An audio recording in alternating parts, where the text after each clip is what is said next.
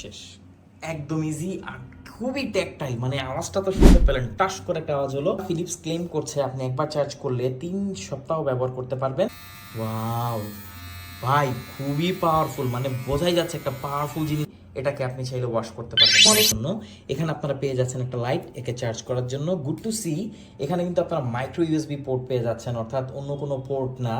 আর দেখতে পাচ্ছেন দুটো ক্লিপার পাচ্ছেন, একটা হচ্ছে 5 mm এর, একটা হচ্ছে 1 mm এর। আর এখানে আপনার একটা ইউএসবি কেবল পাচ্ছেন, আর কিছুই পাচ্ছেন না।